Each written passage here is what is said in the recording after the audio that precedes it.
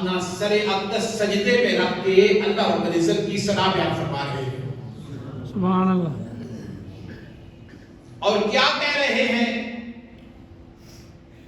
کہ اے اللہ میں محمد کما حق ہوں تیری تعریف و توصیف بیان کرنے سے عاجز ہے. سبحان. اب تاجدار کائنات سے بڑھ کے عارف باللہ کون ہو سکتا ہے؟ جو سب سے بڑے عارف باللہ ہیں، اللہ کی معرفت رکھنے والے ہیں. اس کائنات کے اندر جتنے بھی انسان ہیں، ایک وہی تو ہستی ہیں جن کو یہ اعزاز بخشا گیا ہے کہ اللہ رب العزت نے اپنے سامنے بٹھایا ہے. اس کے باوجود عاجزی کا یہ عالم ہے، عاجزی یہاں تک ہے کہ تاجدار کائنات فرما رہے ہیں کہ جس طرح تیری شان ہے، تیری شان کے لائق میں تیری تعریف و توصیف بیان نہیں کر سکتا. تو دوستو، ہم جو اپنے رب کی تعریف و توصیف کرتے ہیں یہ اس لیے کہ ہمارا نام تعریف کرنے والوں میں شامل ہو جائے. ورنہ فرشتے ہر وقت اس کی تعریف و توصیف بیان کر رہے ہیں. جس دن سے وہ پیدا ہوئے اس دن سے لے کر قیامت کے دن تک جو حالت رکوع میں سبحان ربی العظیم کہہ رہے ہیں وہ اسی حالت میں کہتے رہیں گے. جو سجدے کی حالت میں سبحان ربی الاعلیٰ کہہ رہے ہیں وہ قیامت کے دن تک اسی حالت میں کہتے رہیں گے. اور وہ تو فرشتے ایک مخلوق ہیں، یہ انسان ایک مخلوق ہیں.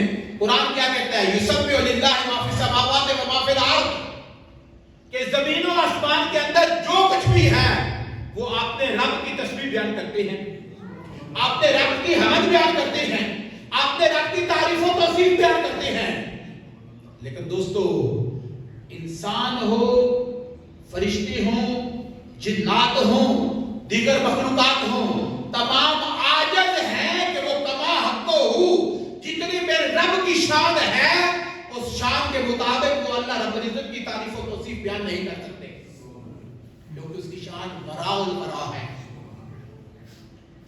کسی میں اتنی جرأت نہیں ہے، کسی میں اتنی قدرت نہیں ہے، طاقت نہیں ہے کہ اگر وہ اپنے رب کی تعریف کرے اور کہے کہ میں نے تعریف کا حق ادا کر دیا ہے. نہیں. کیوں؟ کہ تمام مخلوقات عاجز ہے تعریف کرنے سے. بس ہم تو حاضری لگواتے ہیں، تعریف کرتے ہیں تو حاضری لگواتے ہیں. باقی اس کی حمد کے بارے میں مختلف حدیث مبارکہ ہیں. امام ابو داؤد نے روایت کی ہے حدیث مبارکہ. حضرت ابو ہریرہ رضی اللہ تعالیٰ عنہ راوی ہیں کہ تاجدار کائنات صلی اللہ علیہ وسلم نے فرمایا جس کلام کی ابتدا الحمدللہ سے نہیں کی جائے گی وہ ناتمام رہے گا. آپ نے کلام کرنا ہے تو آپ اس کی ابتدا میں کوئی بھی کلام ہے، آپ تقریر کر رہے ہیں، آپ گفتگو کر رہے ہیں، آپ کسی دوستوں کی مجلس میں بیٹھے ہوئے ہیں، تو اگر آپ اپنے کلام کی ابتدا الحمدللہ سے کر لیں تو اس میں برکت بھی ہوگی، خیر بھی ہوگی اور بھلائی بھی ہوگی. اور اسی طرح حضرت سعد بن ابی وقاص رضی اللہ تعالیٰ عنہ آپ اس حدیث مبارکہ کے راوی ہیں کہ حضور پاک صلی اللہ علیہ وسلم نے فرمایا کہ مجھے تعجب ہے کہ اللہ رب العزت نے مومن کا کیسا نصیب رکھا ہے کہ اگر بھلائی پہنچتی ہے تو وہ اپنے رب کی حمد بیان کرتا ہے اور شکر ادا کرتا ہے. کوئی خوشی مل گئی تو اس پہ اللہ رب العزت کی تعریف بھی کہہ دی، تعریف بھی بیان کر دی، ثنا بیان کر دی اور ساتھ شکر بھی ادا کر دیا. اور اگر مصیبت پہنچتی ہے تو اپنے رب کی حمد بھی بیان کرتا ہے اور صبر بھی کرتا ہے. اب دو الگ چیزیں ہیں. خوشی ملی تو اللہ رب العزت کی تعریف بھی بیان کر دی اور اس پر شکر بھی ادا کر دیا. اب دیکھیں خوشی دینے والا کون ہے؟ اللہ کی ذات ہے. غم دینے والا کون ہے؟ اللہ کی ذات ہے. اللہ کے علاوہ کوئی کسی کی رضا یا منشا کے بغیر کسی کو مصیبت نہیں پہنچی ہے. مصیبت کا آ جانا یہ اللہ رب العزت کی طرف سے امتحان ہوتا ہے. آزمائش کا آنا یہ اللہ رب العزت کی طرف سے امتحان ہے. اور تمام انبیاء کرام علیہ السلام پر آزمائشیں آتی رہی ہیں. اور تاجدار کائنات صلی اللہ علیہ وسلم کا فرمان ہے کہ جتنی آزمائشیں مجھ پر آئی ہیں اور کسی شخص پر اتنی آزمائشیں نہیں آئی ہیں.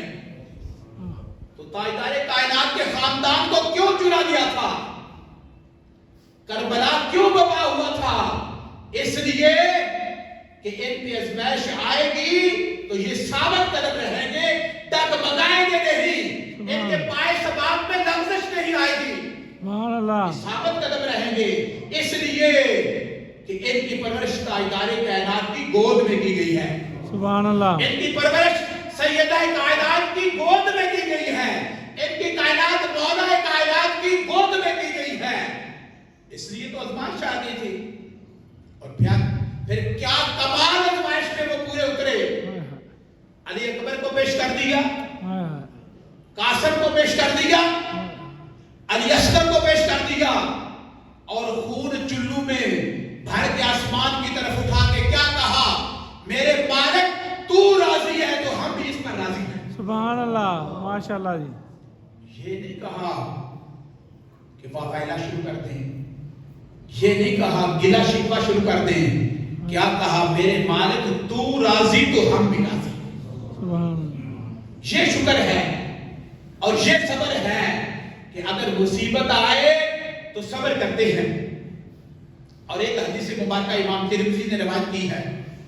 حضرت ابو موسیٰ اشعری رضی اللہ تعالیٰ روایت کرتے ہیں کہ حضور پاک صلی اللہ علیہ وسلم نے فرمایا جب ایک بندہ کا بچہ فوت ہو جاتا ہے تو اللہ تعالیٰ فرشتوں سے فرماتا ہے کہ تم نے میرے بندہ کا بچہ اٹھا لیا.